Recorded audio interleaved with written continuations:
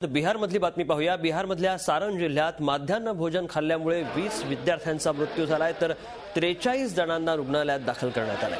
त्यातील 27 जणांना पटना इथं उपचारासाठी पाठवण्यात आलंय।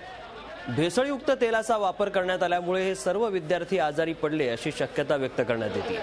या प्रकरणानंतर 2 शिक्षक फरार झालेत। राज्य सरकारने या घटनेच्या चौकशीचे आदेश दिले आहेत। तसंच मृत परिवारातल्या नातेवाईकांना 2 लाख रुपये नुकसान भरपाई आणि आजारी मुलांवर मोफत उपचार करण्याची घोषणा बिहार सरकारने केली आहे। दरम्यान भाजप आणि राजदनं आज छपरा बंदचं आवाहन केलंय। अधिक जाणून घेऊया, आमच्या प्रतिनिधी रश्मी पुराणिक आपल्यासोबत आहेत। रश्मी, फार मोठी घटना आहे। 20 विद्यार्थ्यांचा मृत्यू झालाय विषबाधेमुळे आणि त्याचे आता परिणाम पडसाद देखील जाणवायला लागलेत। काय सांगशील?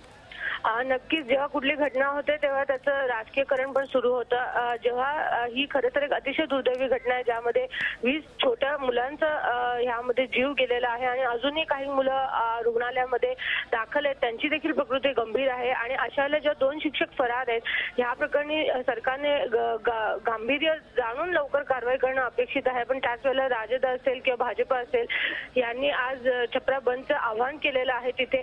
त्याच वेळेला आज सकाळी देखील इथे मोठ्या प्रमाणात आंदोलन झालं छपराच्या। ज्या पद्धतीने हे सर्व प्रकरण झाले ते बघता पोलिसांची व्हॅन देखील जाण्याचे प्रयत्न केले। पोलिसांनी अर्थात तत्काळ परिस्थितीवर नियंत्रण घेत सर्व आंदोलकांना हुसकावून लावण्याचे प्रयत्न केले, परंतु हे प्रकरण अजून जास्त गंभीर होत चाललंय। कारण 20 मुलांचे यामध्ये मृत्यू झाले आणि काही मुलांना आता 27 जणांना पटनाला देखील पाठवण्यात आलंय।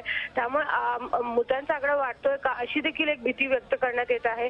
नेमकी ह्यामागे कोण आहे? आता जरी चौकशी समिती जरी स्थापन केली असेल तरी आपल्यामध्ये 2 शिक्षक, जे प्रिन्सिपलच आहे, मुख्याध्यापक आहे शाळेचा, तो देखील पळून गेलाय जो आरोपी आहे। त्यामुळे आता हे दुर्दैवी घटना माध्यान्ह भोजनातून झालेल्या विषबाधेमुळे 20 मुलांचा मृत्यू झालाय। झी 24 तास एक पाऊल पुढे।